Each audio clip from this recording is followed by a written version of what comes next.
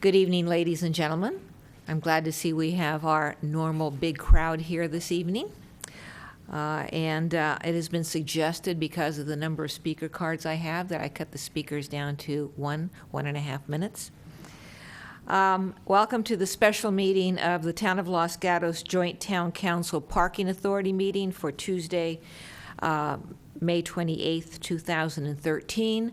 I would ask the audience to either silence your cell phones or place them on vibrate, and ask the clerk to call the roll. Thank you and good evening. Councilmember Joe Przezinski? Here. Councilmember Marcia Jensen? Here. Councilmember Diane McNutt? Here. Vice Mayor Stephen Leonardis? Here. Mayor and Chair Barbara Spector? Here.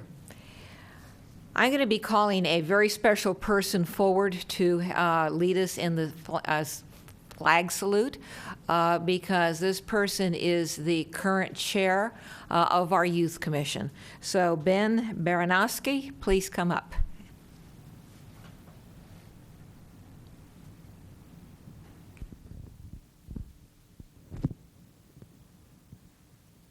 Ben is more used to sitting in this chair rather than standing beside it. Ben is a 12th grader at Los Gatos High School. He's been on the Los Gatos Youth Commission for 4 years and chair for 2 of those years, including, as I indicated, this current year. Ben loves technology. He has participated in the Los Gatos High School drama program. He volunteers at the Walden West Summer Camp. He plays guitar, and he will be attending Colorado State University at Fort Collins, Colorado in the fall. Let's give him a round of applause.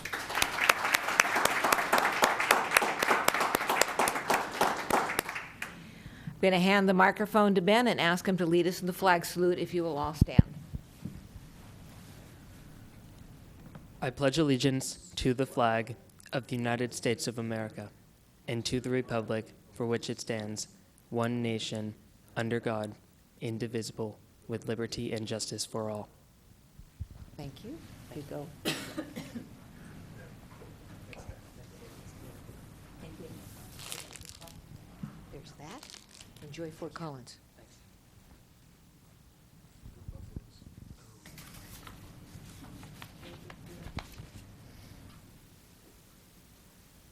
Another round of applause.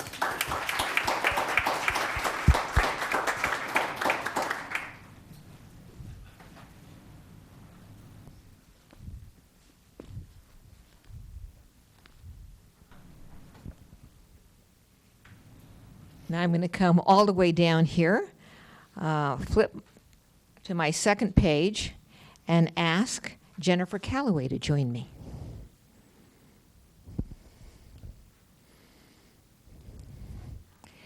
I am presenting to the town, by way of Jennifer, a Distinguished Budget Presentation Award for fiscal year 2012-2013.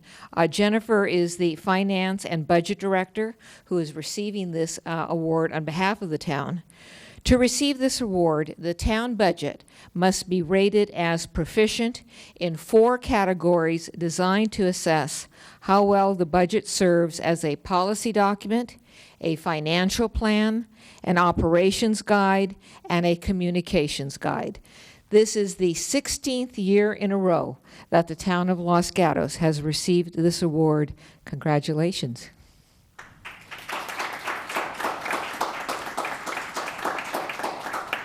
Thank you. I'm accepting this on behalf of Mr. Conway. He can't be here tonight. He wanted me to thank particularly the town manager for his leadership direction and the whole budget team for all of the collaborative work that's put into the budget process every year. This is my first year working on the budget, and I can see how collaborative, and it really is a team effort. So he wanted me to thank all of you.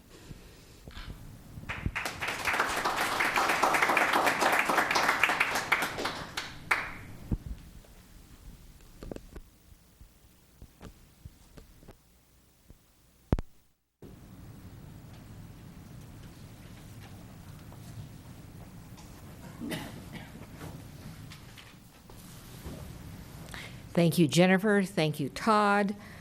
Closed session report. Thank you, Mayor and Council, members of the public. The Council met in closed session this evening as duly noticed on the agenda. They took no action, and there's nothing to report out this evening. Thank you. I'm going to ask that anyone who wishes to address us this evening, either on a matter that is on our agenda or is not on our agenda, if you'll please submit to the clerk one of these cards. I will note for the record that in addition to our flag salute leader, we have one person in the audience and one card. So we're batting 1,000 thus far. Council manager reports. Council matter. Anybody from the council wish to report? Mr. Brzezinski.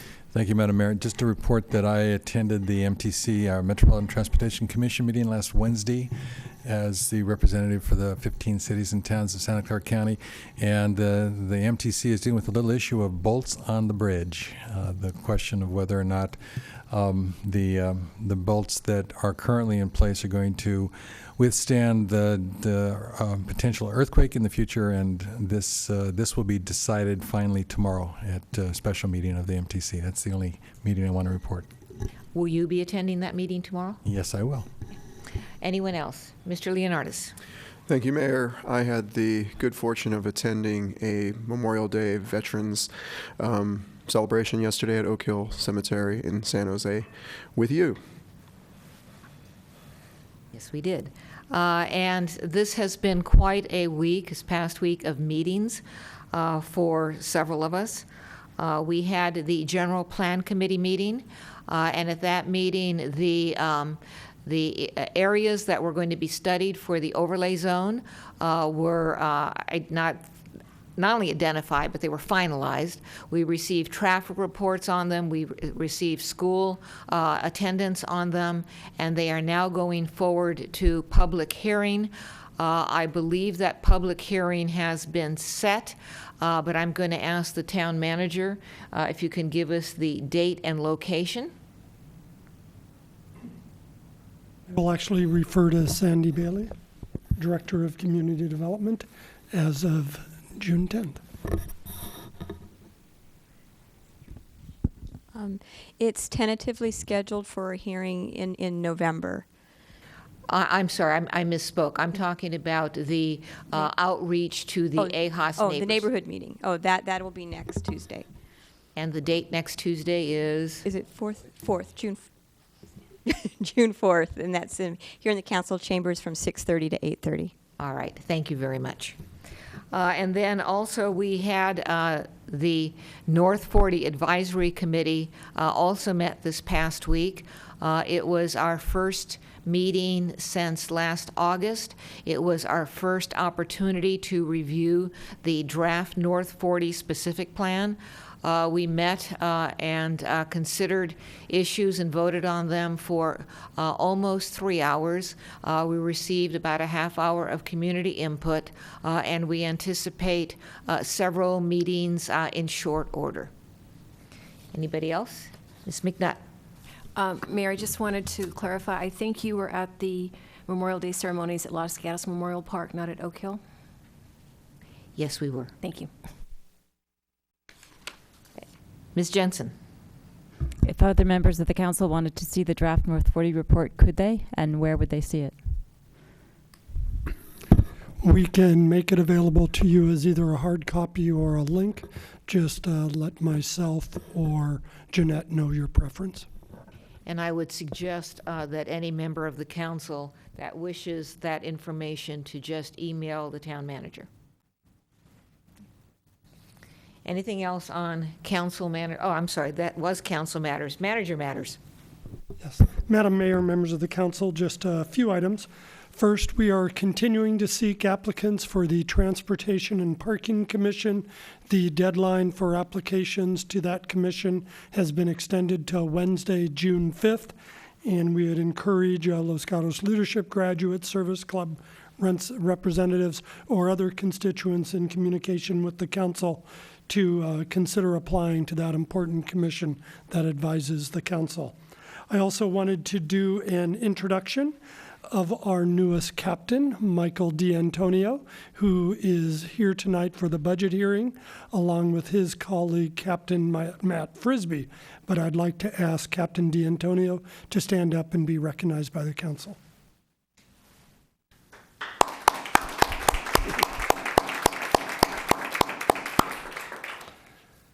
That concludes staff report at this time. Thank you, and welcome. We now have consent items to be acted upon in a single motion. We have one item on our consent calendar. I have no cards on it, but does any person from the audience wish to pull the item from the consent calendar? Seeing no one, anyone from the council? Seeing no one, may have a motion? Mr. Leonardis. Move to approve consent calendar. Second. Motion, discussion, hearing none. All in favor, Aye. Passes unanimously. Verbal communications. This is the opportunity for anyone in the audience who wishes to address us on an item not on our agenda to come forward and speak. I do not have any cards. And seeing no one coming forward, there will be no one speaking on verbal communications. We are now up to public hearings. We have two public hearings. The first one is Agenda Item 2, to adopt the resolution approving the Blossom Hill Park Pathway Improvement Project for fiscal year 2013-14. And I understand that our staff report will be made by Todd Capurso, Parks and Public Works Director. Mr. Capurso. Thank you, Madam Mayor, members of the council. As many of you know, the local process to allocate CDBG funds has changed over the last 2 fiscal years. And in order to keep up with that change, the CDBG process now requires the approval of a resolution to allocate all current year funding. Historically, we have kind of been chasing the previous year's funding as we allocate the current year's funding. So we've always had project funding to carry over from one year and then reallocate it to the next. And with this proposed resolution and the proposed budget that you'll see tonight, we're hoping to change that and take all of the previous year's funding that was previously allocated to a different project and allocate it toward the Blossom Hill Park Pathway Project, along with our allocation for 13 and 14. So that would allow us to then consolidate our funding into a single project. And in order to do so, we need a resolution from council and to hold a public hearing. And that, if there's any additional questions on the project, I'd be happy to answer them. Does council have questions of Mr. Capurso? I see none. Does anybody wish to address us on this agenda item? I have no cards. I see no one coming forward. So I will close the public hearing portion of this matter and look to council for a discussion or a motion. Ms. Jensen. I move that we adopt the resolution approving the Blossom Hill Park Pathway Improvement Project for fiscal year 2013-14 as discussed by Mr. Capurso and as contained in our staff report. Second. We have a motion by Ms. Jensen, seconded by Mr. Przinski. Discussion. Hearing none. All in favor? Aye. Aye. Opposed? Passes unanimously. We are now on agenda item number 3, the operating and capital budgets. In this matter, we will be A, to consider the Town of Los Gatos' proposed operating and capital budget for fiscal year 13-14. B, consider the Town of Los Gatos' proposed capital improvement program for fiscal year 13-14. C, 13-18. Provide direction regarding inclusion of the following in the fiscal year 13-14 operating and capital budget. 1, allocation of funding for arts organizations. 2, funding for community resource officer intern pilot program for library. 3, funding for CUP tracking and story pole communications, and then other change or direction.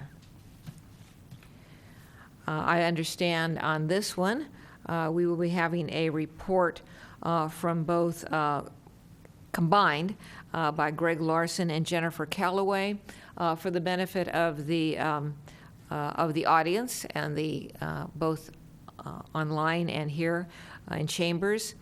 Let me explain what's happened so far. We have had a staff report over the past weekend and today and yesterday. Council members submitted questions to the staff. Staff has answered those in writing, and we have those questions and answers as part of a desk item. So that is additional information that has been provided as part of this agenda item. So, Mr. Capurso, Ms. Callaway, I will turn it over to you.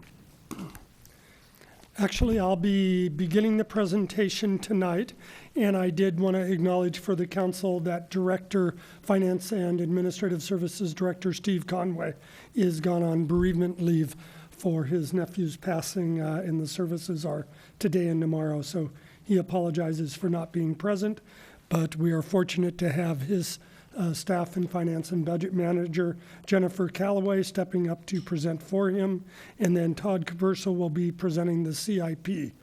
We also have the directors and other staff available who have worked on the budget to answer any questions that the council may have, including the two police captains I introduced earlier, as the police chief has a particularly significant anniversary today that he is unable to join us, and I told him we would call him if the council questions indicated he had to be present, but given the discussion to date and the future leadership role of Captains Frisbee and D'Antonio, it was time for them to get used to the budget process as well.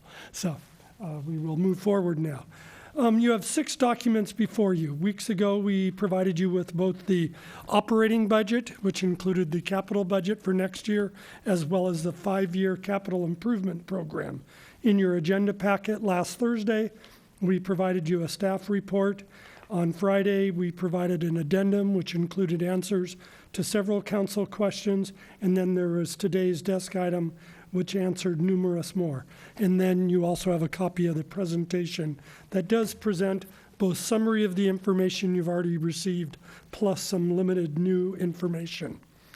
I will be doing a quick overview of the budget and then turning it over to Finance and Budget Manager Jennifer Callaway for a more detailed summary of the budget, the 5-year forecast, and a few highlights from each department. Returning to me for some discussion of direction we're seeking from council before Todd Capurso proceeds with the CIP presentation. Budget outlook. The Great Recession of 2008 appears to be moving behind us after 5 years of targeted expenditure reductions and some loss of certain revenues. We are now seeing some stabilization, if not growth, in certain revenues. The exception is sales tax, due to the decline of DVD rentals by our largest taxpayer. Throughout the past several years of the recession, we have focused on frontline service delivery through outsourcing, restructuring, and even position restoration, as we did mid-year this year for code enforcement. Our biggest challenge, as you will hear with the 5-year forecast ahead, deals with rising CalPERS pension and health care costs. The budget development for this year, for next year I should say, actually started a year ago, when in the 5-year forecast that we gave you a year ago that included next year, we projected a $1.4 million shortfall. When we updated that forecast with new information in November, it rose to 1.8 million as a projected shortfall. Then in January, when we actually get into the details of preparing the budget, the gap was projected at 800,000. That mid-year reduction to 800,000 really came from carrying forward prior council direction. The workplace furloughs, for example, for non-sworn and management employees, trying to seek Medicare, CalPERS healthcare reform, savings, and the like. But what we're presenting to you tonight is a balanced budget, actually with about $70,000 in surplus, but it's a balanced proposed budget that you will have presented. I did want to give you a comparison of the budget actions you did last year to this year. And here's a chart that summarizes it. The first column of numbers was your approved budget for the current fiscal year that you approved a year ago that had a $1.8 million gap. The far right column is what we're presenting to you tonight to solve the $800,000 gap. There were updated revenue projections used in the development of both budgets, totaling $500,000. There were expenditure reductions and adjustments a year ago for $1.1 million and this year for $500,000. All of those drawn from the rank order tiering that the council did at the budget study session in January of 2012. There have been some operating increases both years of $300,000, largely related to PERS pension and health care costs. And then a year ago, the council approved the use of one-time funds.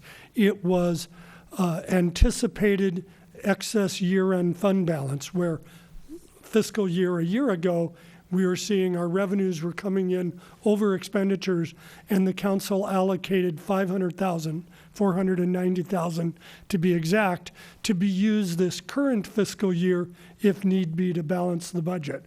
However, as we told you at the mid-year budget review, we do not need any of those funds, given both expenditure reductions that have occurred during the course of the year through vacancies and position reductions, as well as increased revenues.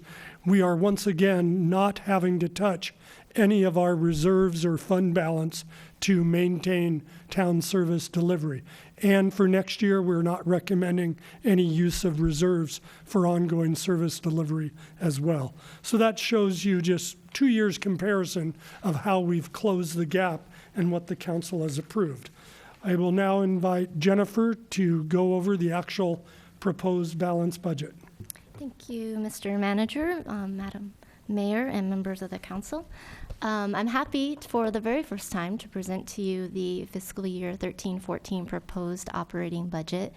As you can see, this is an overview of our revenues and expenditures that are being proposed. I'd like to point out that it's a balanced budget, as our manager just stated, and our budget is about $36.4 million. Also, there's excess revenues over expenditures of almost $70,000. So that's good news for the town in going into next year. Before we get into the details of the budget, I'm going to discuss a little bit about our 5-year forecast. The 5-year forecast is really an evolving document that we update quite frequently when we get new information, looking in the out years in terms of CalPERS, employer contribution rates, information like that. So every year when we update, or periodically throughout the year, we make certain assumptions. In the updated 5-year forecast that you can find on page 6 of your staff report, it's also referenced on A-5 in the budget binder if you want to follow along with that. We made the assumption that Netflix sales tax revenue is continuing to decline. The good news is it's not as drastic of a drop as it has been in the prior years. That resulted from the change in their business model, but their sales tax revenue is declining. On a positive note, other revenue sources, particularly ones that are economically sensitive, such as business licenses and permits, those revenues are trending upward. So that's a positive sign that our economy is slowly starting to improve, and it gives us some good outlook in the future. However, offsetting that are the rising CalPERS rates for employer contributions. That was a decision that came down recently by the CalPERS board.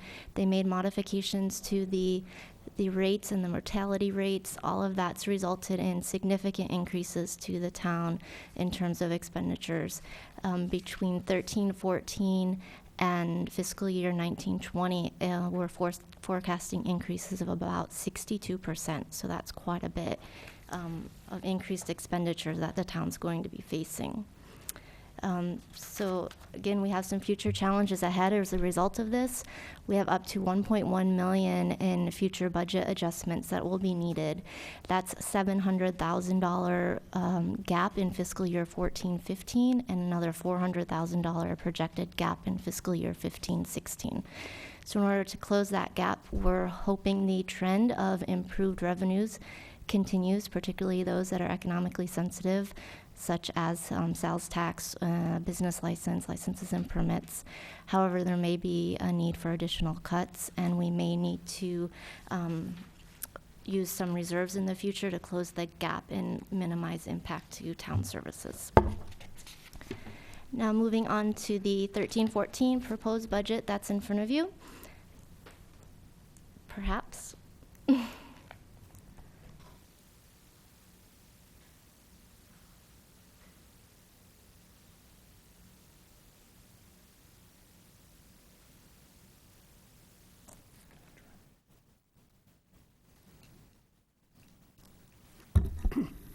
Apropos to a discussion we'll be having later.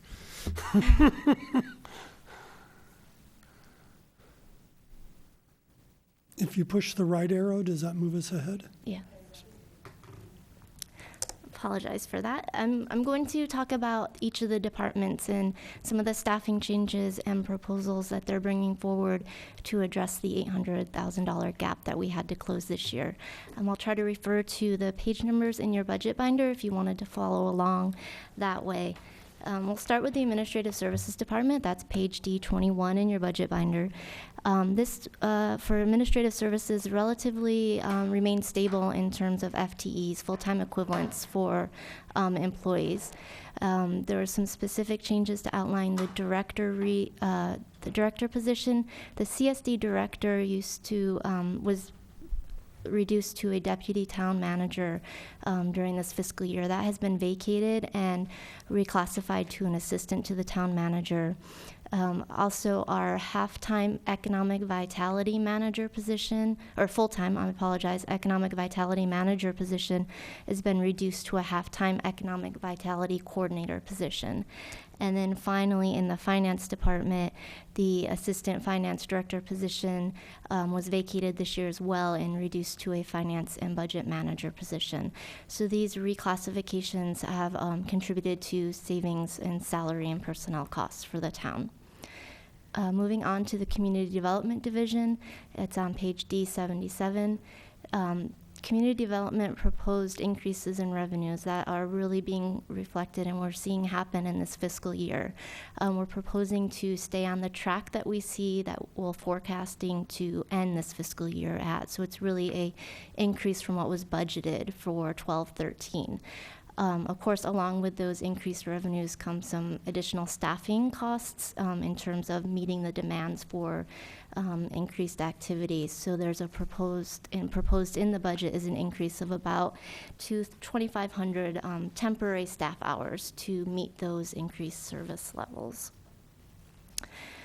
The Parks and Public Works Department on page D-157. Again, there's about a net effect of a half-time position increase in this department. The Parks and Facilities Superintendent position has been reclassified to a Facilities and Environmental Manager position. And in addition, the half-time Building Inspector position has been restored to a full-time Engineering Inspector position.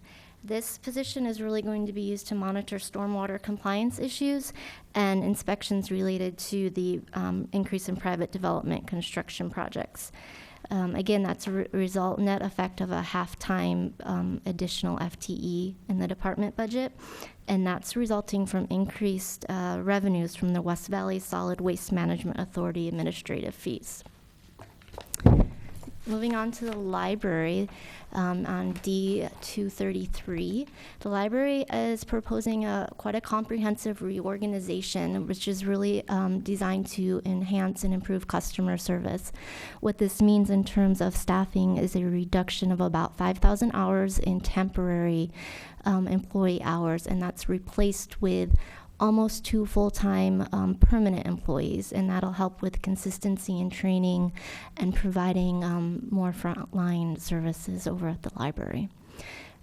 For police on D-111 of your binder, this is really closing prior year approved budget reduction. The sergeant retired during mid-year this year. We knew of the retirement. That position was only budgeted for a half year, so this is just eliminating that half year that was budgeted. and the assignments for that sergeant have already been reassigned to date. And then finally, townwide, we're proposing to continue with the unpaid furloughs except for sworn police staff. This is a 5-day furlough program that we implement during the annual town closure in order to minimize the effect to the residents. It's about a 1.8% salary savings to the town, or about $219,000. And that concludes my presentation. I'll turn it over to Mr. Larson. Because of a number of questions that came from council and because it's important to showing the fiscal health of the town, we did want to talk briefly about reserves. And this is drawn from the proposed budget in the financial summaries, pages C25 to C29. This shows you the designated reserves of the town that total $19 million as estimated at the end of next fiscal year. The first two lines include the budget stabilization reserve and the catastrophic reserve, which by council policy are to remain at 12.5% unless needed as determined by council. For next year, we estimate that 12.5% to be $4.2 million. You'll see that we're showing the catastrophic reserve at that level of $4.2 million, while the budget stabilization reserve remains at $6.7 million, which is $2.5 million higher than required by council policy. The third line, capital special projects, is the future funding of the 5-year CIP. Whenever we present the 5-year CIP, we typically like to provide the funding in advance, having drawn on prior year fund balance.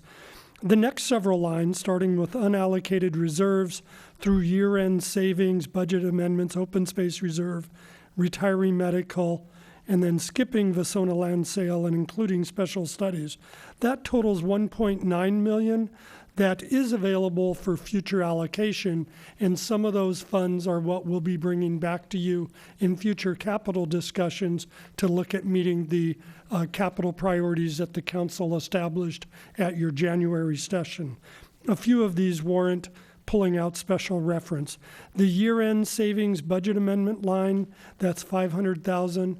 That really reflects the $490,000 the council approved a year ago that was set aside as a designated reserve to meet a gap that we thought might happen this current fiscal year, but that we've successfully avoided, as I previously spoke to you about. The open space reserve has existed for quite a while, and is one that we are thinking might be a possible source for any local matching grants we need for bridges or pedestrian creek trail connections as those projects are considered in the future. The last one is that I wanted to talk about was the Vasona land sale, and that will be transferred to the GFAR capital. It's really the remainder of the $6 million we received from the county that we've used for acquisition and development of the new Creekside Sports Park, and this 1.7 is the final source of funds to be reserved to GFAR, to the capital budget, basically, to pay for the completion of the Creekside Sports Park project. So that summarizes the designated reserves that the town has, and I did just want to reiterate that every year since the start of the Great Recession, the town has added to its reserves. We have not yet to date ever drawn on our reserves for ongoing operations. And that's a testament to the fiscal strength of the town that during the greatest recession since the Great Depression, we've been able to continue adding to our reserves.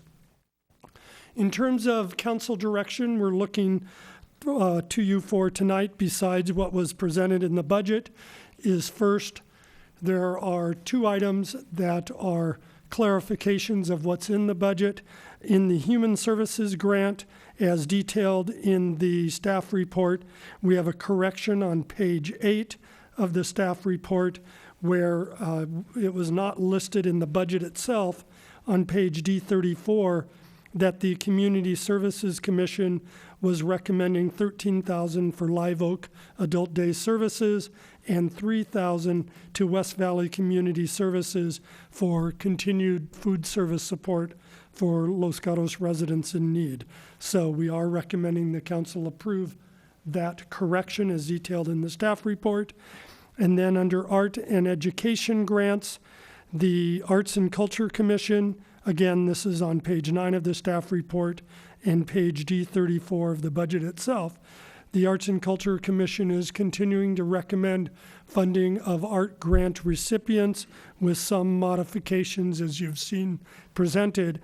But due to ongoing discussions with the museums of Los Gatos and them taking over operations of the old library space, except for the children's room, the prior $12K grant that was provided to the museums will no longer be provided, and staff was previously recommending in the budget that $8,000 be made available to the Arts and Culture Commission as they requested for fulfillment of the arts plan that the council has previously adopted.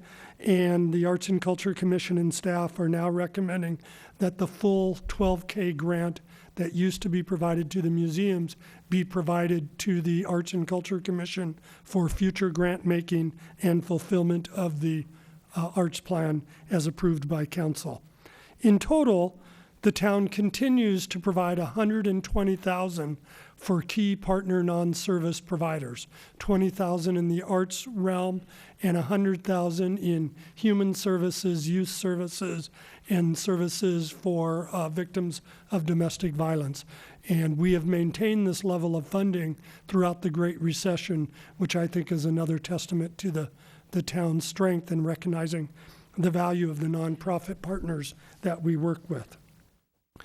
Last, we have a number of potential one-time funding opportunities for council's consideration, and our recommendation would be that this $85,000 in one-time funding be drawn from that reserve I previously explained, the $490,000 that the council set aside last year for this year that we've not had to touch, that we use $85,000 of that to meet what we think are three critical needs. First, as described on page 7 of the staff report, the library and the police department are jointly recommending piloting a new police resource community officer intern to deal with teen services and safety and security in the library. Imagine this as a school resource officer, but for the library. And it's a joint recommendation from library and police for 1 year at a cost of $30,000 to see if it is able to achieve what we hope is a proactive, positive engagement with the patrons of the library to ensure responsible, respectful use of the facilities.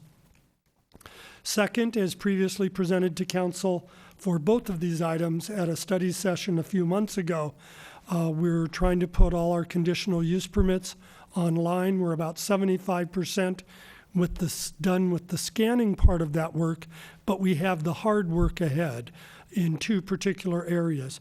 Going through multiple files to find the historical documents, which haven't been easy to pull up. And second, coming up with the best way to make those CUPs accessible to the public, either by property common name, parcel number, address, geographic location. There's a technology piece to that, and we feel that work will require $30,000 of one-time funding. Similarly, we have the online development activity system that was previously presented to council. We believe we have about $25,000 of one-time work needed with that to pull up a system, probably not quite to the level of Cupertino, which several of you spoke positively about, but to move us in that direction of having an easily accessible online development activity system during the course of this next year. We had a number of other budget issues that were raised in the staff report with no changes needed at this time, but just wanting to alert you to them. On page 9 of the staff report, we did update you on the code compliance program that you added at mid-year, which we are continuing and making progress there. And while the overwhelming majority of our cases are resolved within 7 days, there is still a large nugget of tough ones that usually come to the council's attention that can go on for weeks or months and take an inordinate amount of time. We are hoping to come back to you possibly as early as mid-year with the next generation of how we hope to upgrade our code compliance program after 1 year of operation. Second issue is ABAG membership. There's been public discussion and some council questions about our membership in ABAG. It's a $6,000 cost to the town. Not being a member of ABAG would not change their role in terms of setting our RENA targets. It would just change our role as a member of ABAG. The next issue is one we have raised in every budget since I've been with the town, and it's the non-point source discharge elimination system. NPDES is the acronym. Stormwater is what most people know it as. Sewer systems have tight controls to regulate the pollutants and emissions that can occur into our water systems. Stormwater is the next target with a Bay Area-wide permit that we anticipate will have increasing regulatory requirements and financial obligations on the town. Per the mayor's request, we are preparing for a study session with the council in early 2014 to discuss the NPDES and what the ramifications are for the future. Similarly, we have mentioned in several budgets the Silicon Valley Regional Interoperability Project, which is at its simplest vision to get all public safety communications, emergency medical, fire, and police, cross-jurisdictionally able to communicate in case of the big one or even a small one where we need to call on regional resources. It is our plan to bring forward to council in late 2013 a study session on what our costs are for the future and what the regional authority is looking at long term. 2 years ago, the councils of both Los Gatos and Campbell endorsed consideration of consolidation of those two dispatch systems. That study is now complete, and both the police departments of both jurisdictions as well as the managers of both jurisdictions have come to the conclusion that the upfront costs are not worth the long-term relatively small benefits that might accrue from simply a two-jurisdiction consolidation. Instead, what the town has already pursued is with acquisition of our new dispatch software with Sunnyvale, we were able to piggyback basically on their volume discount to get our dispatch system for a cheaper cost with ongoing upgrades as part of that. Plus, we now have the redundant capabilities should this building become unusable for whatever event or occurrence. We could literally flip all our dispatch calls to Sunnyvale for a short period of time if need be during an emergency. Even more significant, there is multiple discussions going on about dispatch consolidation in the valley, where I think we could end up with 3 sub-regional dispatch systems, which for a jurisdiction like Los Gatos would give us multiple choices of who to go to for services in the future. But that's really tied to the Regional Interoperability Project, so I think we'll see that come to fruition over the next 5 years. Next in the staff report on page 11, as well as on page D 133 of the budget itself, we raised some emerging issues that emerged late in the budget development process about police equipment needs, as well as some staffing needs that are emerging in the police department, particularly related to some long-term disabilities and absences, as well as a high turnover. The end result of these discussions to come back to you in the first quarter would be to look at possible allocation of ending fund balance from this year to maybe restore the higher ahead officer position that the council had previously approved prior to the Great Recession. redevelopment dissolution status. The good news here is we're coming to the end of the elimination of redevelopment. It has been incredibly time demand, particularly in finance in the manager's office for the last 2 years. But there's some other good news. We've been able to provide over $3 million to both the Los Gatos Union School District serving K through 8 students, as well as the Los Gatos Saratoga Union High School District serving Los Gatos High School, as well as $2 million to County Fire, which provides services to our town, as well as $1 million to the West Valley Community College District, as well as returning or protecting $3 million for the town. And we take our victories as we could after the state eliminated redevelopment, and we're pleased with how well this has turned out through hard work by our oversight board and our finance and manager's office staff. Last, and not reflected on the slide, but I did want to highlight that we also provided our annual donation opportunities listing as attachment 5 to the staff report and discussed on page 12 of the staff report. Strategic goals. This is discussed on page 12 of the staff report and included as attachment 3. The council will recall at your mid-year budget review, you reviewed both the prior strategic goals as well as a work plan staff had developed for this calendar year, and you provide direction in 3 places. Combine the work plan and strategic goals. Second, eliminate items that have been completed or on the verge of completion. And third, to get specific so that the items on the strategic goals list can be checked off, so to speak, at future council meetings. I'm not going to walk through all of these, but I'm going to give you an example of each from the first column. It used to say in the first box under the green, I don't have yes I do. So in this box, it used to just say, implement general plan action priorities. That's not something you could check off. It's a continuous work product. So staff reviewed the current general plan action priorities and chose the one that we thought was most urgent for this 2-year cycle, and that's to both revise the grading policy and adopt the new general grading ordinance. A second example that's drawn from the work plan is the second box in that same column, which is the regulation of single-use bags, polystyrene, and leaf blowers, which were items that used not to be on those strategic goals, but were on the work plan. And as we've blended those documents together, you'll now see them here.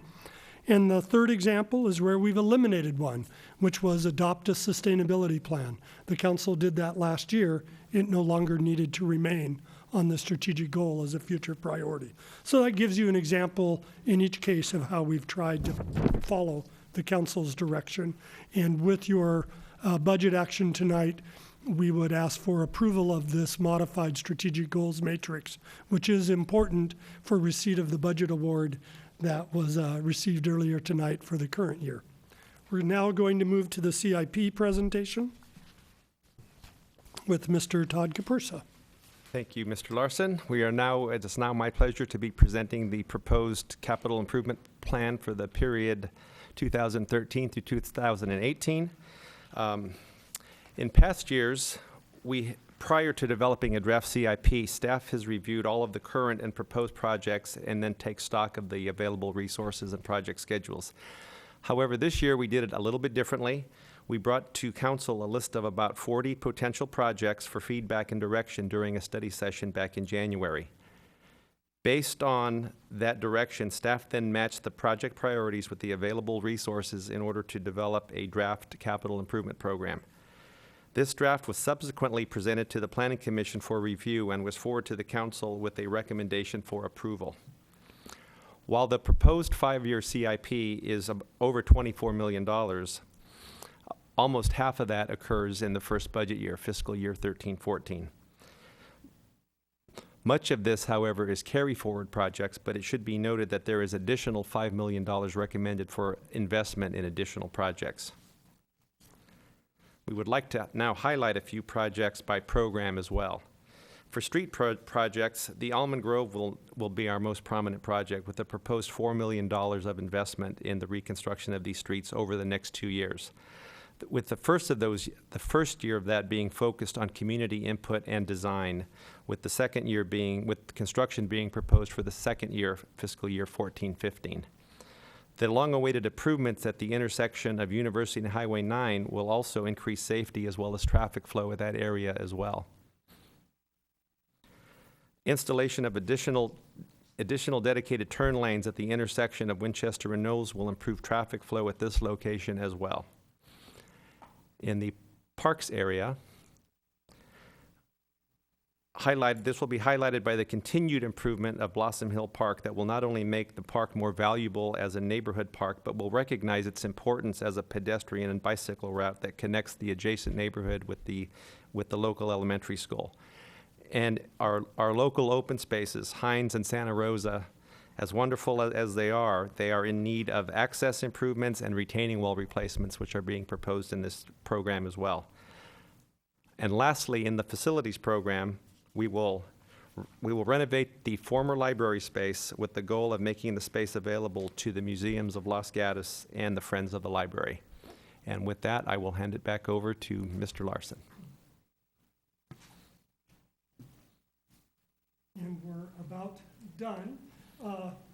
We have already answered 30 questions, over 30 questions that have come from every member of council, submitted questions, and we provided those in the addendum last Friday and in the desk item. So following public comment, which probably won't be expensive, and I'll have time for council discussion and questions as you then move forward to action in terms of considering the operating budget, the CIP, in direction on the specific issues raised.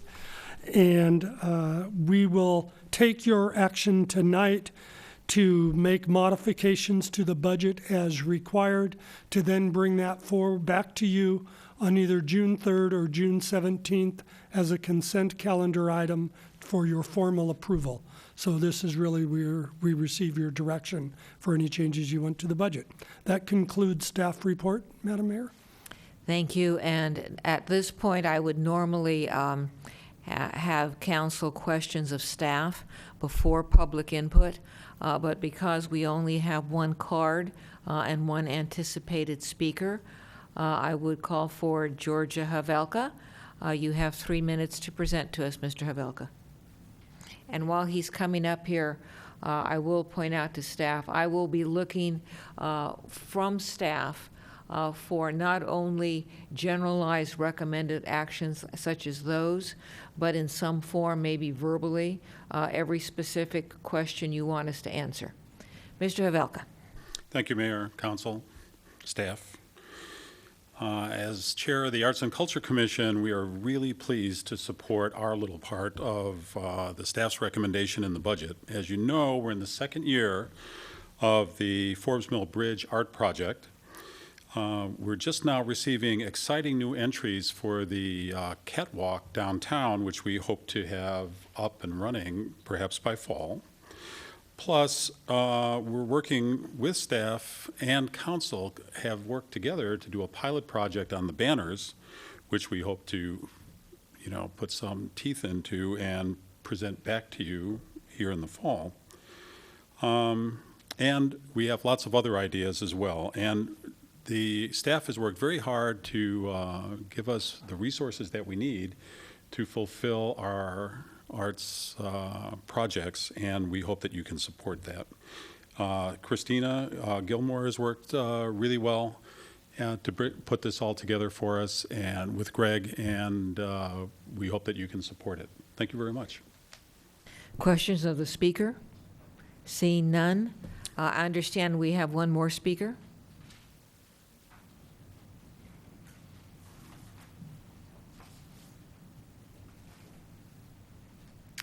Sujata, West Valley Community Service. Thank you, Mayor. Thank you, Council Member. My name is Sujata Venkatraman. I'm the Director at West Valley Community Services. Just wanted to say thank you for supporting the services that we offer to Los Gatos residents. We have been in Los Gatos for a long time, and you might have heard that we were in partnership with Calvary providing the food services. The current funding that we have asked for is more comprehensive emergency assistance, and food is a part of that service, and we are continuing to offer that using our mobile pantry. We've also established a new relationship with the Los Gatos Presbyterian Church and strengthened our relationship with St. Luke's Church and would be present in Los Gatos. We provide comprehensive case management, and that is a service that a lot of residents are accessing from Los Gatos. So I just wanted to let you know that we may not be at our current location, which is Calvary. We are still in Los Gatos providing services. Thank you. Thank you. Questions of Sujata? No, thank you very much. I have no other cards. I see no one else in the audience, so I will close the public input part of our hearing. I'm going to start, ask council, I imagine we have questions, we have comments, we have motions. Let's start with questions of staff if there are any. Does anybody have questions of staff? Mr. Brzezinski. Thank you, Madam Mayor. I wonder if the manager could give us a quick review of the changes in process that CalPERS is engaging in this year. I heard a presentation at League of Cities in which the chair of the board of CalPERS indicated to the members of the board of the league how this was going to affect the member cities, and there was a good deal of consternation, shall we say, in that this smoothing process is going to be different at the front end, supposedly have a long-term benefit, but at the front end a short-term hit. And it seems very nebulous at this point. I know you discussed it in the report, but if you could expand on that discussion. Thank you, Councilman. Yes, the CalPERS has been going through a number of changes. The action they've taken already is to modify both the smoothing period and the amortization period. So the smoothing period has gone from a 15-year rolling to a 5-year direct. What that really means is instead of taking increases or decreases and rolling them in over a long period of time, they're going to be rolled in over a shorter period of time, 5 years, and it'll be a direct. So benefits and detriments of CalPERS investment actions and financial needs will be realized by local jurisdictions as well as the state more quickly. They're moving to what is believed by many financial advisors to be a more standard and appropriate process rather than rolling it out so long. In terms of the amortization, it's a similar change, but instead of being a 30-year rolling amortization, it would be a 30-year fixed amortization. Those are the changes that they have done already that have led to projected significant rate increases for jurisdictions across the state starting 2015, 2016. And we've included those increases in our 5-year forecast. In addition, there's 2 other changes that are being talked about at CalPERS that we think may be enacted over the next 6 months. One would be the discount rate that has been previously discussed, which I believe they're currently using 7.5 or 7.75. 7.5, and the question is, should that be dropped to 7.25 or 7.0? That's kind of their anticipated rate of investment return over a long period of time. That would, dropping that discount rate reduces the income they're banking on from their investment portfolio, which would then translate to higher costs by the local jurisdictions. The one other change they're looking mortality rates. This is good news for the recipients, bad news for CalPERS, but they're reassessing the mortality rates that should be used for retirees over the next 30-year period, and recognizing that while we in general are living longer, that affects the actuarial results that are used to set CalPERS rates. So we've made assumptions to the negative on all four in terms of the 5-year forecast, even though CalPERS has only acted on the first two. It could be worse, it could be better, but we've tried to project out in the 5-year forecast what we think is a conservative/negative impact to our CalPERS rates. Right. If I could then Mr. continue. Brzezinski. That was my concern, because it seems like there are a number of issues that have been determined, and yet they remain very nebulous or very vague in terms of what the actual impact will be. And so my concern is, as we go forward, whether we have built in the proper safeguards so that we can actually accomplish what may happen in any case. That would be the issue that I would be most concerned about. At mid-year, we had told you that we thought we possibly had one more year of budget reductions needed or budget adjustments as we've just gone through for the year after next. As presented by Ms. Callaway, the 5-year forecast shows there's another year beyond that, with the total adjustments coming to $1.1 million. The bulk of that is due to CalPERS rate changes. Other questions? All right, if no one has questions, I'll ask questions. With regard to your report on the $1.7 million from Vasona, from the Vasona Fund, I'll call it, is that money going to be used, anticipated being used for the sports park or for some other thing? The transfer, let me start over.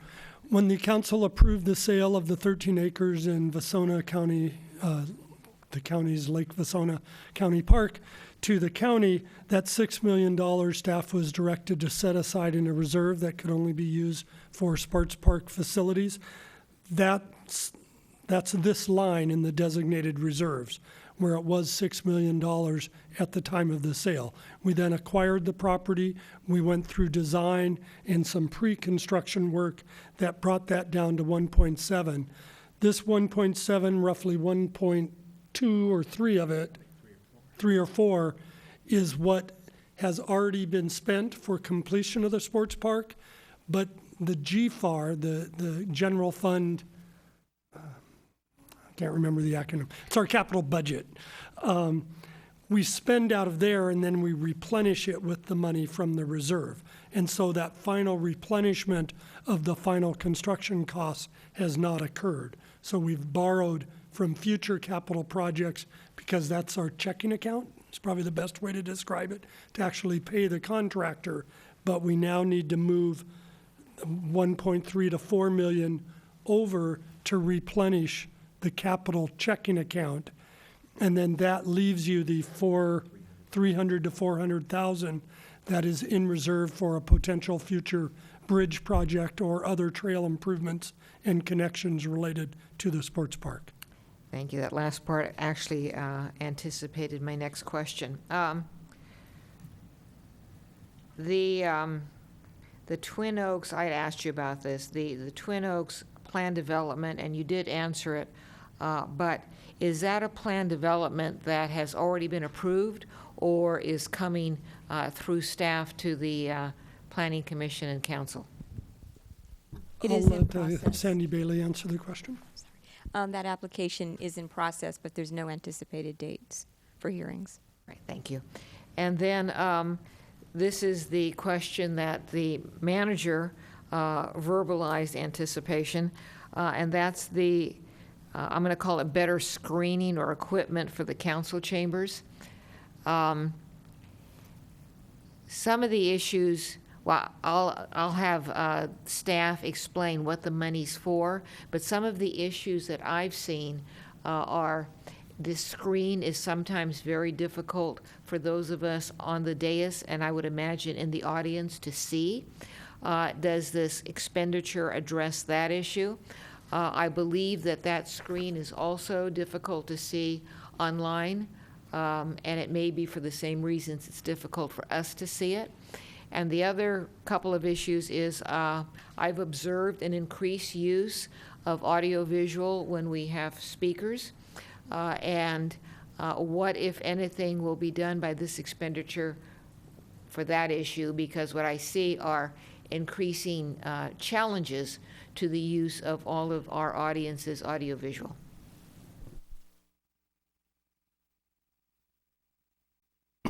Yes, I will refer the council to page 6 of today's desk item, and it's regarding the public facilities capital project that's in the capital budget under pages E26 and 27. What we've included in that project is the improvements to the technology really in the back room for the KCAT broadcast of these council meetings. That does not include specific changes to what I call the audience experience here in the council chambers. However, we do have a number of improvements underway. First, we are changing the template that has been used for 5.5 years for council presentations. We have moved to darker print, but we're going to change the background as well and just get a updated template that is already in process and will be used no later than your first meeting in August. Second, both on this side of the dais with the clicker and the laser, and on the other side of the dais with changing staff, just trying to simplify the transitions from the overhead projector to the computer projector and back. And then the third question, we think maybe a better one that's addressed by the policy committee, is what should be our standard for audience use of the presentation technology. Overhead projectors are very common and have been for a long time for audience use in public meetings. However, having somebody walk up with a thumb drive to put into a laptop connected to the town network has security concerns. We never know what might flash up on the screen and its appropriateness for a televised public meeting, given the standards TV operates and the like. So we do think some policy direction from most likely the policy committee to the council may be appropriate for audience use of presentation technology. In that regard, I understand that you are able to see an applicant's documentation prior to presentation, and I can understand, the computer challenge that you're talking about. But if a community member brings up a piece of paper, do we assume that that piece of paper we can just see it, or is there some issue there? Our assumption is that any piece of paper that is handed to the clerk to show up on the screen, they're expecting us to not do quality control on the piece of paper, but just to show it up on the screen. So we have no control over the size of type or font or size of the document that's being presented to you. Or the substance. Or the substance. Related to that is a concern that while for applicants, or even if the Arts and Culture Commission chair had told us he wanted to make a presentation, he probably would have communicated with us in advance. We would have had a chance to receive the file and check it and put it on a laptop for the presentation, and it would have been less of a time lag. But as we've seen in the last few months, somebody shows up with a presentation that we don't know is coming. We have to fumble with the thumb drive, find the file, move it over, find the right program to open it up, get it so it's working. And if we were counting that against the speaker's 3 minutes, they might have a minute left. And so there's things there we just need to work out and decide what does the council want. All right, and you also had a survey that you were requesting be done. What is the cost of that?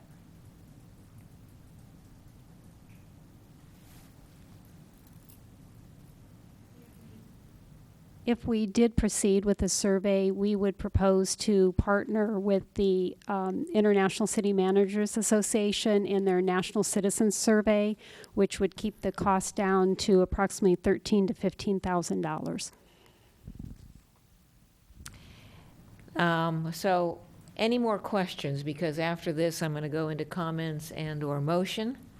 I see no further questions. Then we'll segue to the council for a motion or comments. Ms. Jensen. Just a process question. On our staff report, there are items that are identified as staff wants us to discuss. Are we going to do that in some fashion, or you can have a motion on the entire budget?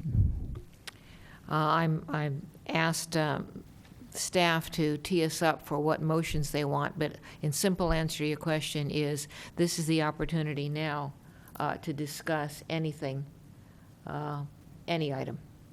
Ms. Jensen. Okay, so my comment is on the proposal. We were invited to give input on the community resource officer intern police for the library. And I, for one, don't think a police response is the right response to teenagers in the library. And I hope that there can be a solution that is not a police response. So I would not be in favor of developing such a program. Mr. Larson, are you able to respond by identifying what staff means by a police response? I could certainly provide an overview, but I'd like to ask Library Manager Heidi Long, Town Librarian Heidi Long, to provide a response. This program is based off of a very successful Mountain View program wherein they use community resource officers as a very positive presence in the library.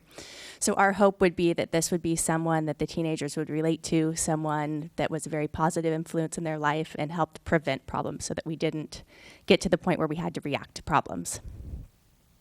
Ms. Jensen? So would this be like a school resource officer at the high school who ends up being essentially a police officer who may be positive, may be negative? I'm just concerned that we've had obviously a great response by teenagers to come to the library. We have that outlined in our report, which I think is a good thing. I would not want to see that discouraged by those teenagers thinking that if they stepped out of line, suddenly they would have a police problem. Currently, we have Officer Leighton Howard, who is our school resource officer, who will come over, and the teenagers respond to him with such a warm welcome. We had a line of them, probably 25 kids, waiting to get the little junior officer badges from him.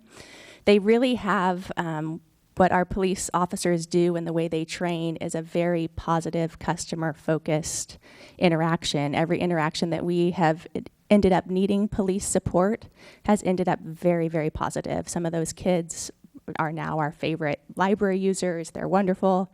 So it's really provided a very positive, strong connection and partnership for those teenagers.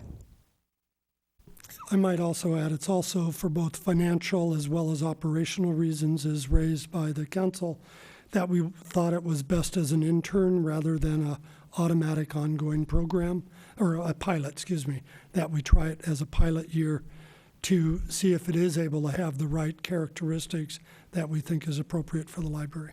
And how long is the pilot? I'm sorry. 1 year. And also, when this individual is in the library, is the individual dressed as an officer in uniform? Captain D'Antonio will respond to that question. And it's not a police officer, it's a community resource officer. The CSO, the community service officer, is going to be similar to the community service officers that we have employed now. They don't actually have police powers. What they are is they supplement the police officers in regards to being aware of possible crimes in progress. They also are, in general, they're younger employees. Some of the employees that we have now, actually volunteers we have now in our Explorer program, have expressed interest in an opportunity like this to be able to interact with other teens and youth in the community, and again, to be that positive influence, number one. And number two is to be just another set of eyes for us. They are in uniform. They're a light blue uniform. They're trained by police officers.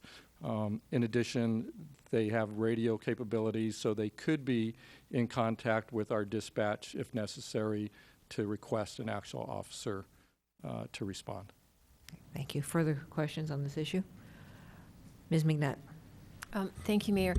Could you tell me what the peak hours are? And one of the thoughts, and I don't really have a concern about this, I find it, kind of intriguing to see if it works, but if you had a staff person an additional library staff person, then when the library is not in high use, then they could be doing other things. So if there's not anything for a community service officer to be friendly with, or a situation to be solving, can they shelve books? Will they be doing something useful? And again, what are the peak hours that you're talking about? The peak hours would be 2 to 5 p.m. Monday through Friday, and the other 4 hours of that officer's 19 hours would be spent with the police department, training and working with Officer Leighton Howard as the school resource officer. So I can't imagine during that 2 to 5 period where we are swamped that we would need to have them shelving books. And what this position would really provide for us is a skill set that our library staff members don't have. So it's this ability to interact, and I think we all do it really well in a positive way, but they interact in a positive, authoritative way that really helps set the stage and define boundaries. Vice Mayor? Thank you, Mayor Spector. Since we're on the topic of the school resource officer, I remember a couple of years ago in our budget, we reduced that to a half-time position. Is that still the case, or has that been restored to a full-time position?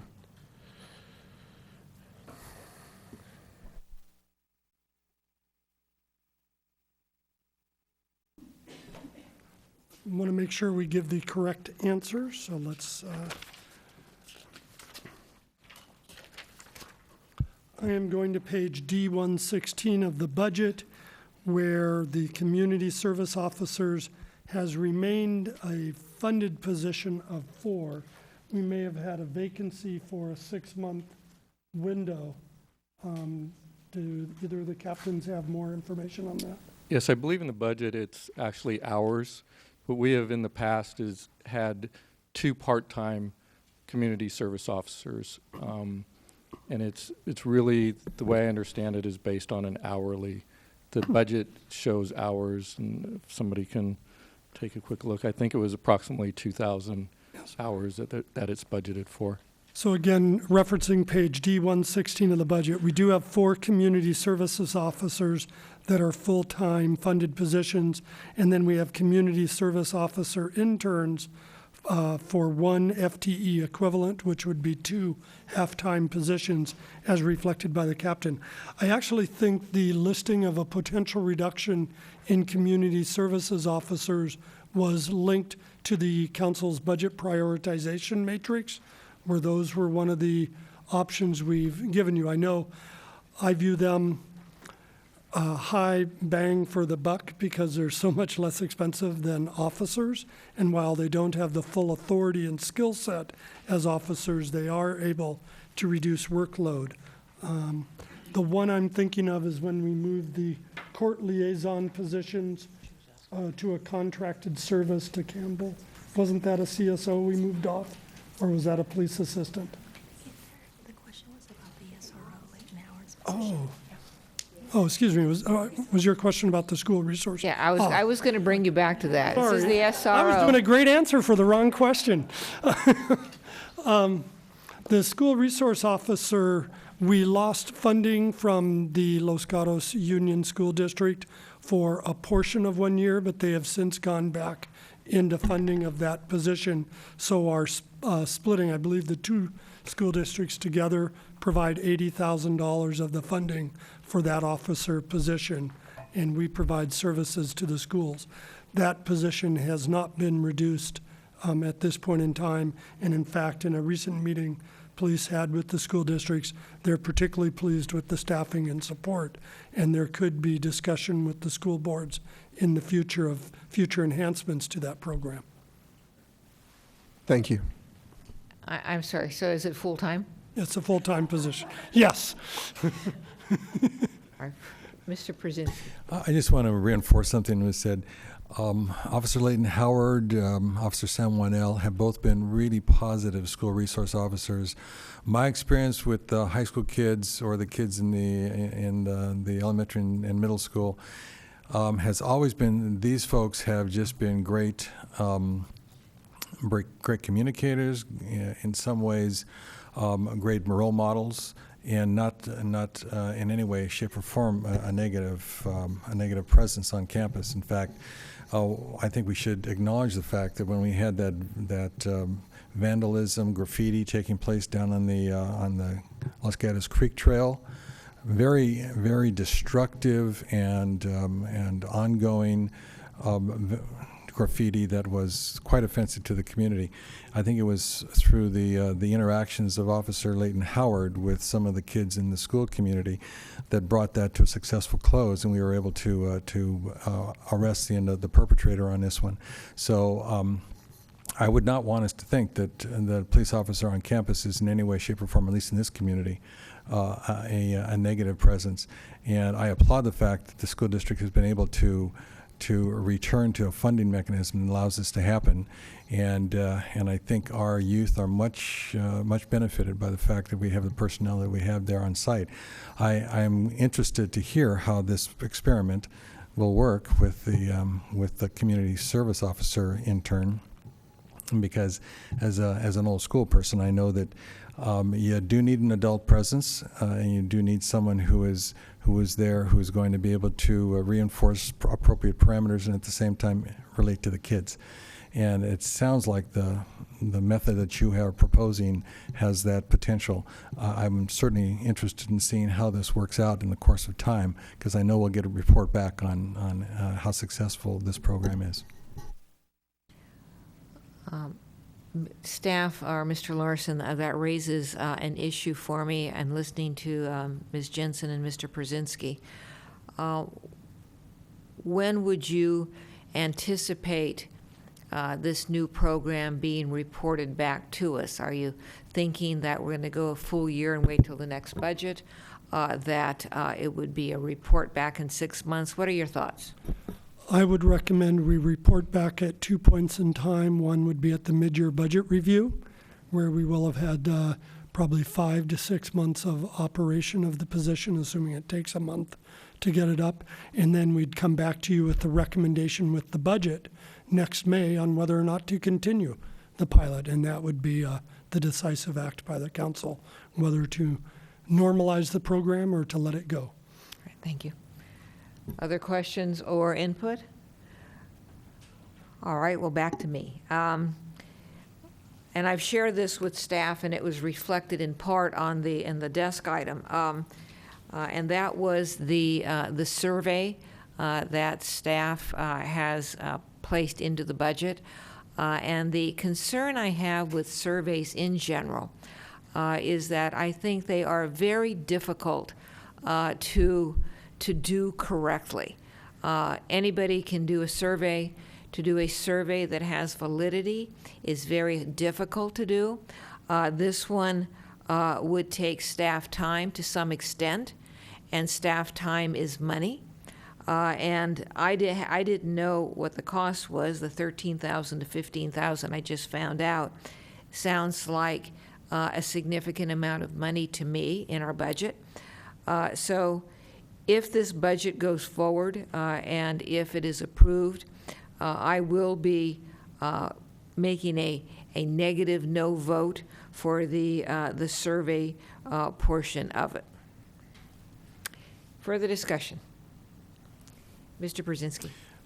Thank you, Madam Mayor. I'd like to reinforce the mayor's position on this one. Not that we don't want to find out what is current information within our constituencies regarding service delivery and their satisfaction. I know when we did it previously, it was in relationship to a couple of specific items we were looking for, particularly. A lot of it related to youth services at that time. I guess as I see this lineup of demands in the next several months and into the next several years, actually, I think that we're going to have to be very cautious about those things we commit to that may be elective in nature, and focus on those things that seem more appropriately defined as essential services. There's a survey that's going to have to take place that I think is going to be very complex, and that is with the Almond Grove neighborhood, and what the expectation is for the rehabilitation of the sidewalks, curbs, and streets in that neighborhood. It's going to be complicated. I think it's essential because we need to get to the almond grove. That, I think, is something that I can definitely support, but I think we do have to be cautious about staff capacity. And in this particular case, it may not be called out at this time. Maybe in a couple of years, when we've got a few of our projects behind us, that might be the time to do it. But right now, it seems not essential. And that would be my recommendation as we look at all these projects that are ahead of us, that we be very cautious about those things that although they may be interesting to engage in, they may not be what we want to engage in at this point in time, and that would be one of them. Right. I will agree with Mr. Brzezinski, who was agreeing with me. But he used a term about elective, using staff time and also funding for elective items. I mean, we know that we have our agendas already filled. They were filled in January for the entire year 2013. And it is a struggle for us to use our staff time and our council time. So for the reasons I stated and jumping on to what Mr. Brzezinski said, this will be something I will be voting against. So, having said that, I'm going to turn to staff because I don't see anybody else on the dais asking questions or making comments. I would ask you, Mr. Larson, to tell us what are the motions that you are looking for. I see a couple of them up there. I would, to simplify this, I would think that the omnibus motion would be direct presentation of the final budget and capital improvement program to the council for final action with the following additions and changes. And I would recommend the council vote on the changes and additions individually, and that will then you do a vote on the whole motion. All right, so the wording you're suggesting just starts the motion? Correct. And now we start doing individual items? Correct. And we have these individual items and maybe their funding amount listed where? In the staff report, and I was going to present them orally as we walk through them. If you would, please. So first, that's not shown on the slide, would be to direct staff to include the corrections regarding the missing human service grants as recommended by the Community Services Commission. That was the two grants, one for West Valley Community Services and the other for Live Oak Adult Daycare Services. All right, and I'm anticipating that we will do each of these individually. May I have a motion? I move the staff recommendation and the process that we're engaged in right now for approval. I have a second? Second. I have a motion, Mr. Brzezinski, second, Ms. McNutt. Discussion? Hearing none, all in favor? Aye. Aye. Second would be allocation of the full remaining $12,000 of art grant funds to the Arts and Culture Commission for fulfillment of the arts plan. Do I have a motion? Ms. Jensen?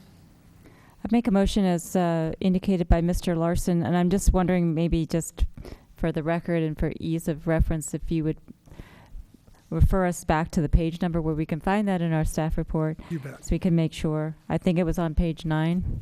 I can tell you exactly, it was page 9. Okay, And the so prior as one was indicated page in 8. page 9 of our staff report. Do I have a second? Second. Motion by Ms. Jensen, second by Ms. McNutt. Could I make a Discussion? comment? Mr. Brzezinski. Yeah, I want to appreciate the presentation regarding the Arts Commission's recommendation. And just as a comment, I believe the Arts Commission is now demonstrating a clear contribution to the community in the projects that have been engaged with at this point and the ones that are projected. I notice an enthusiasm and a level of professionalism, I think, that is a step above what we in some ways have experienced in the past. There were a couple of us, including the mayor, who were present at the ribbon cutting on the bridge, and it turned out to be, at this first phase, a really exciting project, and look forward to the next iteration of this as we go forward. So, and just commendations to the Arts Commission on the council's behalf. Further discussion? Hearing none, all in favor? Aye. Opposed? Passes unanimously. Mr. Larson? Yes.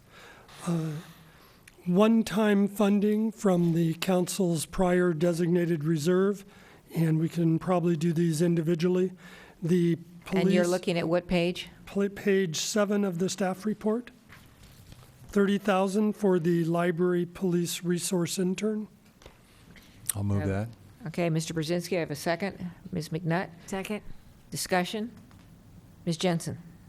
Thank you for your answers regarding the program. I will support it, but will be very interested in the 6-month report on how it's going. Further discussion? Hearing none, all in favor? Aye. Opposed? Passes unanimously. Then the CUP tracking and online development activity system, I believe from what I've heard, those can be handled together as one motion. They're on pages 7 and 8. It would be $55,000 total for the two efforts. May I have a motion? Ms. McNutt? I'll move the staff recommendation on those two items. Second. Discussion? Hearing none, all in favor? Aye. Aye. Opposed? Passes unanimously. Next is a approval of the 2013-15 strategic goals. It was attachment 3 to the staff report and previously presented on the screen. You have a motion? Ms. McNutt? Move approval. Second. Okay, Councilmember McNutt, second by Mr. Brzezinski. Discussion? Hearing none, all in favor? Aye. Opposed? Passes unanimously. And last is we've had 2 members speak regarding whether or not the survey should be included in the budget for next year, and look for council action on that. Ms. Jensen? I would move to delete the proposal for a survey out of this year's budget, per the discussions by the mayor and Mr. Brzezinski. Second. I have a motion by Ms. Jensen, seconded by Mr. Brzezinski. Discussion? Hearing none, all in favor? Aye. Aye. Passes unanimously. And then with a final motion to approve the direction with the changes just noted by council, that would encompass the referrals we'll be bringing back to you at first quarter, end of 2013 and 2014, as well as all the other work that the budget reflects. Here's a nice specific motion. So the motion is to direct presentation of the final proposed operating budget and CIP as per the direction of council tonight. And it'll be presented to us at one of our meetings in June. I believe we can make the June 3rd meeting, All right, but we'll say one of the meetings in one June. of the June meetings. Do you need a specific date? No. All right. Do I have a motion? So moved. Mr. Brzezinski, have a second? Second. Ms. McNutt, discussion. Hearing none, all in favor? Aye. Opposed? Passes unanimously. Madam Mayor, before we adjourn, I wanted to thank you for, once again, your detailed attention as we saw through all the questions you asked on the budget, and just to have such a focus on the budget gives strength to how important it is to setting the organization's goals and priorities. I also wanted to single out in finance Steve Conway, who's not here tonight, Jennifer Callaway, Gita Angvari, Gail, and Kristen, and other finance staff who've worked in the preparation of the budget. Also on the budget team, Pamela Jacobs and Rumi Portillo, as well as the work of all the directors and staff, including Tim Kawasaki from Public Works, who's here tonight, and our police captains and all the other directors. On the CIP, Director Todd Capurso, Town Engineer Kevin Rohani, Linda Isherwood, and Parks and Public Works staff. Just wanted to single out and acknowledge them and thank them for their hard work. I believe, Madam Mayor, this is at the Academy Awards when the music starts to come up, I believe. And I'm done. And I'll make it a lot faster, but that's not unusual. I want to thank the council for their demonstrated work and as reflected in the questions, and thank staff for all of its work. And at this point, the meeting is adjourned.